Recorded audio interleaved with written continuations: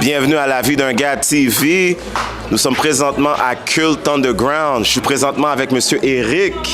Salut. Comment vas-tu? Ça va bien excité pour la soirée. Je suis bien excité. Très excité. Yes. Merci de me recevoir. Mais ça me fait plaisir. Moi, je ne vous connaissais pas. Je vous découvre en fait. Hein. Je savais même pas. Là, dire, la vie d'un gars, la vie d'un gars, je ne connaissais pas, mais ça fait longtemps que vous existez, vous? Moi, je ne connaissais pas du tout. Ça fait quand même longtemps qu'on fait du contenu sur les réseaux. Ok, cool. Donc, merci de me recevoir, c'est bien sympa. Merci, j'apprécie. Pas de problème. J'ai une couple de questions pour toi, juste pour que le monde sache qui tu es. Ok. Donc, Eric, qu'est-ce qui t'a motivé à co-créer cette série Cult Underground? Excuse-moi. Moi, j'ai toujours... je travaille en finance, moi, ça n'a rien à voir, mais j'ai toujours aimé le côté artistique, là. Et avec James, à un moment donné, on s'est rencontrés via l'idée d'un podcast. Et de fil en aiguille, je me dis, hey, tu sais quoi, pourquoi on ne ferait pas une série, un documentaire sur le hip-hop et tout. On dirait qu'il n'y a pas ça en ce moment dans le paysage médiatique. Et l'idée, ce serait de focuser pas trop sur le côté musique tant des gens, ce qu'il y a fait, mais apprendre à plutôt voir le côté dans le côté humain de ces gens-là, voir ce qu'ils font, soit l'autre revers qu'on ne voit pas souvent. Donc on se concentrer ça pour montrer justement pour montrer aux gens que c'est des gens comme tout le monde en fait. Genre, essayant de focuser et présenter aux spectateurs que les gens du hip-hop, les gens de la musique, c'est des gens comme tout le monde en fait. Donc ce serait bien qu'on fasse ça. Et de fil en aiguille, après, on a rencontré les gens d'Izanakio, qui est aussi, Eric aussi, il pensait à un truc de son côté. Et on s'est mis à trois, on a brainstormé et ça a donné Cult Underground. C'est comme ça c'est parti. Donc c'est vraiment parti d'un concept de présenter un autre visage des artistes de la musique en fait. Parfait. Que représente le hip-hop pour toi? Le hip-hop pour moi, ça c'est bien. Écoute, c'est plein de choses. C'est une façon de. C'est une voix en fait que les gens utilisent.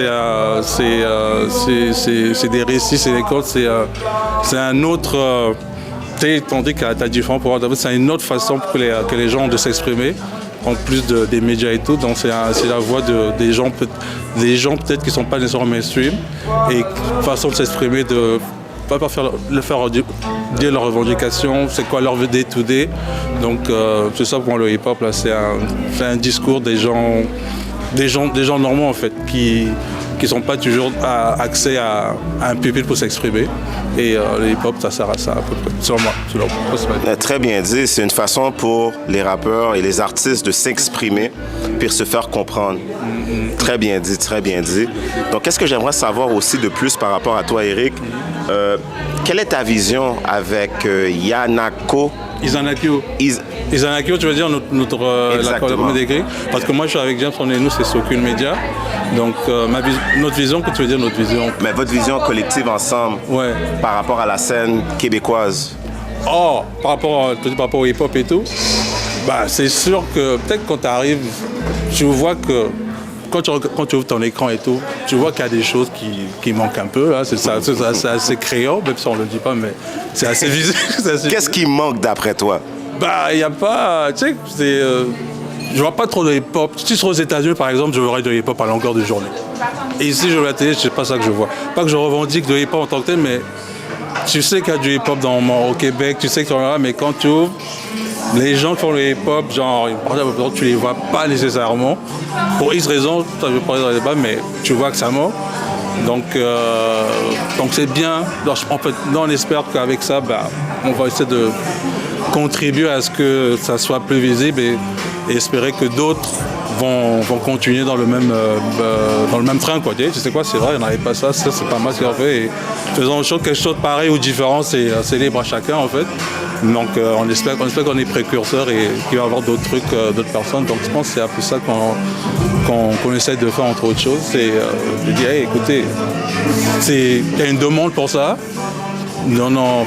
En répondant à la demande un peu et peut-être ça va, de fil en aiguille, ça peut développer sur d'autres trucs, genre des tournois, des balles, des trucs qui sont souvent en deçà que tu vois pas mais qui vont être disponibles maintenant à la télé en fait. Donc c'est ça le truc qu'on essaie. Effectivement, et ma dernière question pour toi, quel est le plus grand défi au Québec pour la scène hip-hop québécoise? Le plus grand défi, Tu sais, je suis déjà dans les événements où j'entends les frustrations des gens et tout, des artistes et tout. Mais souvent, je dis, ça prend. Tu sais, il faut toujours mettre la faute de l'autre côté, en fait. Tu sais, ça prend aussi des steps du côté des gens qui sont un peu frustrés. Et de créer des choses un peu qui vont peut-être inciter l'autre côté à dire ah ouais, tu sais, j'aime ce que tu fais, je vais le prendre. Donc le défi, c'est, je pense, ce serait d'avoir les deux côtés qui se retrouvent sur une entente, en fait. Dis bon, moi j'ai besoin de ça, moi je veux ça, ok, bon, tu réponds à mes besoins, c'est bon, donc travaillons ensemble. Donc il y a un peu cette communication, un peu que les deux parties disent écoute. Une certaine collaboration. Collaboration, c'est ça. Ouais. Mais il faut que chacun y mette du sien, en fait. Il ne faut pas que moi je veux, dis ouais, mais l'autre, peut-être tu veux, mais montre-lui que l'autre a des besoins, en fait, et tu as besoin de lui. Donc si tu arrives à lui dire écoute, je sais que tu as besoin de ça, bah, j'ai inclus ça dans mon truc, est-ce qu'on peut maintenant faire affaire ensemble? Et j'ose espérer que ça marchera, en fait. Donc, Cult Underground ce soir, je trouve que c'est un pied à l'avant pour mettre ça de l'avant. Ah, j'espère. Donc, on démontre une certaine volonté. Exactement. Un bon concept, un bon produit. On dit, vous voyez, on est capable de faire ces choses comme ça. Et on a d'autres aussi qui peuvent faire des choses, c'est pas juste nous. Donc, ça, c'est vraiment une façon de dire, bon, voilà ce qui est capable de faire tout le monde. Et là, let's go, on peut en faire plus parce que c'est pas nous seuls qui avons les idées, tout le monde a des idées là-dehors.